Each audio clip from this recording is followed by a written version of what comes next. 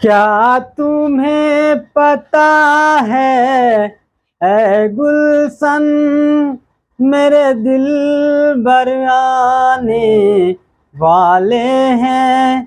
कलिया न बिछाना राहों में, हम दिल को बिछाने वाले हैं।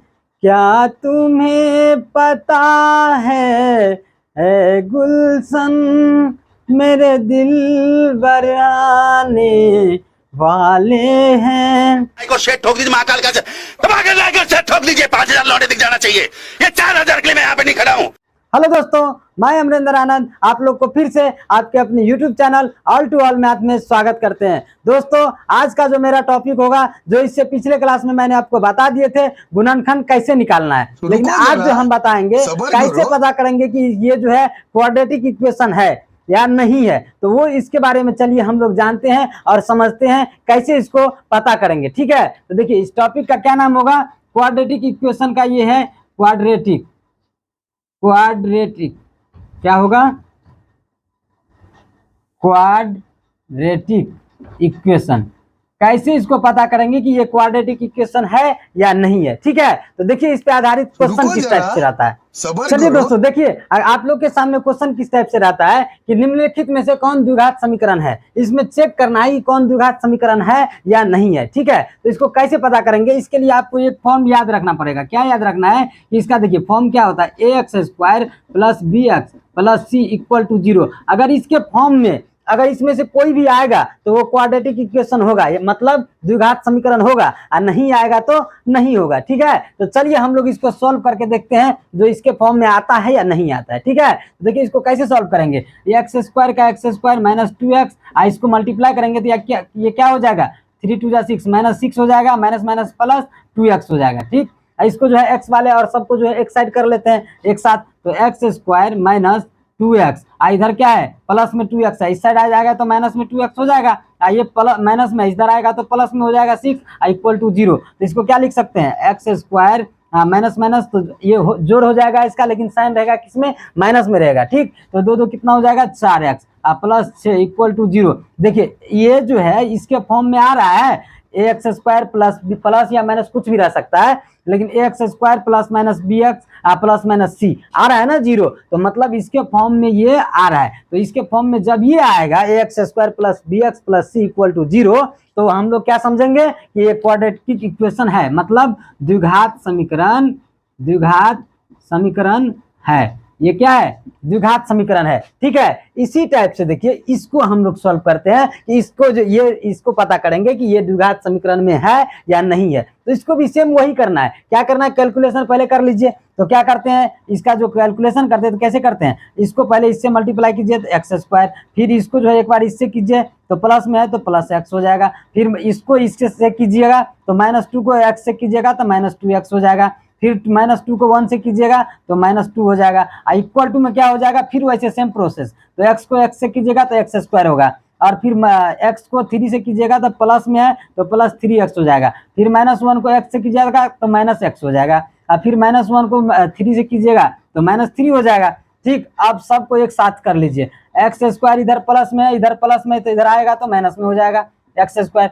ये दोनों में क्या है, 1 रुपया आपके पास है, 2 रुपया किसी को देना है, तो आपको तो कर्जे लेना पड़ेगा, और कर्ज को हमेशा किस में लिखा जाता है, माइनस में लिखा जाता है। तो क्या करेंगे, इसमें से घट जाएगा तो -x बच जाएगा इधर, इधर क्या है 3x प्लस में है, इधर आ जाएगा बराबर की साइड तो क्या हो जाएगा, माइनस में हो जाएगा, तो -3x हो जाएगा ये, फिर ये क्या है -2 है, इधर -3 है, -3 जब बराबर की इस साइड लाते हैं तो क्या करते हैं, उसको प्लस में हो जाता है, तो प्लस में 3 हो जाएगा = 0 हो जाएगा। फिर इसको सॉल्व कर दीजिए, देखिए प्लस में ये माइनस है, ये तो कट जाएगा, तो अब क्या हो जाएगा -x और -3x मतलब -4x हो गया। ये कितना हो जाएगा, 2 रुपया कर्ज लिए हैं, आपके पास 3 रुपया है, तो 3 रुपया में से 2 रुपया दे देंगे तो 1 रुपया प्लस में, मतलब आपके पास कर्ज नहीं रहेगा। तो ठीक, तो कितना हो जाएगा +1 = 0। अब ये देखिए इसके फॉर्म में आ रहा है ax², इसमें तो x² वाला है ही नहीं, तो वैसे पता चल रहा है कि ये द्विघात समीकरण नहीं है, तो इसमें क्या लिखेंगे, ये द्विघात समीकरण नहीं है। ठीक है, तो आशा करते हैं कि आप लोग समझ रहे होंगे, और चैनल पर नए हैं तो चैनल को सब्सक्राइब कर लीजिए और घंटी के निशान को जरूर दबाइए, ताकि जो भी वीडियो आगे से डाले तो आप लोगों तक सबसे पहले पहुंचे। इसी टाइप से देखिए अगला क्वेश्चन क्या है, अगला क्वेश्चन है, इसको सॉल्व कीजिए पहले। तो x square plus 3x plus 1 equal to, ये क्या है, ए माइनस बी के होल स्क्वायर पे जा रहा है, और ए माइनस बी का होल स्क्वायर बराबर फॉर्मूला क्या होता है, a square plus b square minus 2ab होता है ना। तो इसी फॉर्मूला पे इसको बैठाइए, सॉल्व हो जाएगा। देखिए तो एक्स स्क्वायर हो जाएगा प्लस 2 का स्क्वायर मतलब 4, फिर माइनस 2ab मतलब माइनस 2ab जो होता है, तो 2 फॉर्मूला में होता है, और ए कितना है x, और फिर b कितना है 2, तो 2 2 जा 4 हो जाएगा, x हो जाएगा ना। अब सबको एक साथ कर लीजिए, फिर एक्स स्क्वायर वाले इधर आ जाएगा, ये माइनस प्लस में है तो इधर आ जाएगा, तो क्या हो जाएगा, माइनस में एक्स स्क्वायर हो जाएगा, फिर ये प्लस 3x है ना, प्लस 3x, और उसके बाद क्या है, इधर माइनस में कितना है, माइनस में इधर क्या है, माइनस में इधर है आपका जो है माइनस 4x, तो इधर आ जाएगा तो प्लस 4x हो जाएगा ना। तो उसके बाद देखिए प्लस में 1 है, इसके बाद इधर तो इधर भी है, प्लस में 4 है तो इधर आ जाएगा तो माइनस में 4 हो जाएगा, माइनस में 4 होगा, सॉरी होगा ना।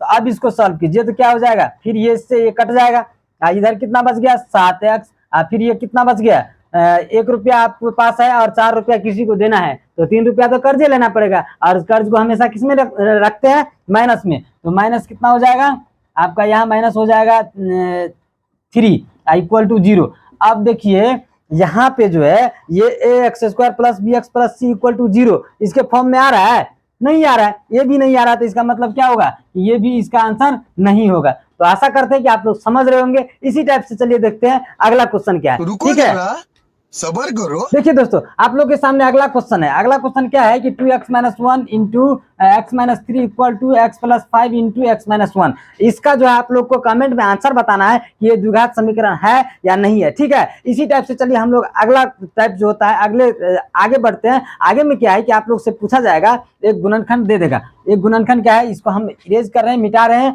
आप लोग जो है इसका आंसर जरूर कमेंट में बताइएगा कि कितना आया, हाँ में है ये द्विघात समीकरण है या नहीं है, ठीक है। और आगे का क्वेश्चन जो पूछा जाता है आप लोग से और एग्जाम में कि द्विघात समीकरण मतलब मूलों का योग और मूलों का गुणनफल, ठीक है। तो मूलों का एक फॉर्मूला आपको याद रखना है। देखिए मूलों का योग क्या याद रखना है, मूलों का योग, मूलों का योग बराबर जो होता है इसको हम लोग जो है अल्फा प्लस बीटा बोलते हैं। योग जब ये बोलेगा तो जोड़ होगा, योग का मतलब क्या होता है, समी ना, जोड़ होता है। तो जोड़ जो होगा तो क्या हो जाएगा माइनस बी बाई ए। इसका फॉर्मूला आप लोग ध्यान रखिएगा क्या होता है, माइनस बी बाई ए।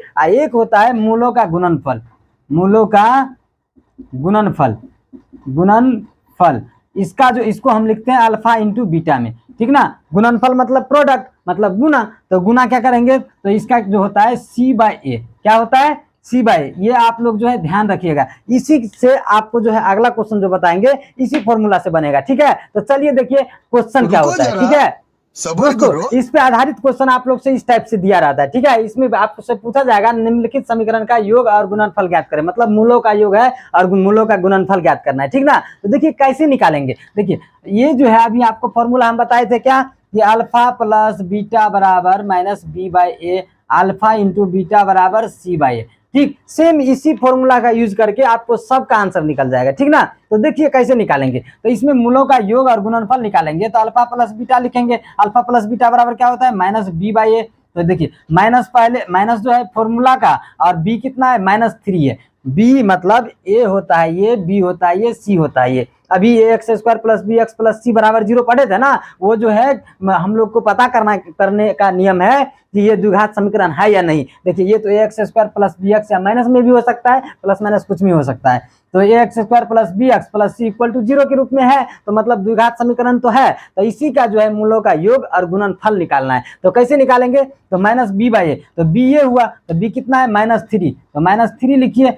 ए कितना है, ए इसके पीछे कुछ नहीं है, एक्स स्क्वायर के पीछे तो कुछ नहीं रहता, तो एक हमेशा छुपा रहता है, ठीक है। ये आप ध्यान रखिएगा, एक क्या रहता है छुपा रहता है। तो ए कितना है 1, तो 1 लिखिए या नहीं लिखिए बात बराबर होता है, ठीक। तो कितना हो जाएगा माइनस माइनस प्लस, मतलब 3 हो गया इसका मूलों का योग। इसी टाइप से मूलों का गुणनफल क्या निकालेंगे, अल्फा इंटू बीटा। तो अल्फा इंटू बीटा बराबर क्या होता है सी बाई। तो इसमें देखिए सी कितना है, ए बी सी, सी होता है ना, तो सी कितना है -10, और ए कितना है वही ये तो ए जो दिया हुआ एक ही ना दिया हुआ है, जो एक्स स्क्वायर का कॉफिशिएंट होता है ना वही होता है ए, और उसके बाद जो है बी होता है जो एक्स का कॉफिशिएंट होता है, और सी जो होता है उसमें हम कभी एक्स कुछ लगा ही नहीं रहता है, ठीक ना। तो x के जगह पे आपको जो है t p q r s कुछ भी लगा रहता है तो भी वही सेम फॉर्मूला यूज करना है। जब यहाँ पे t रहता तो हम फॉर्मूला में बताते a t² plus bt plus c equal to 0, ठीक ना।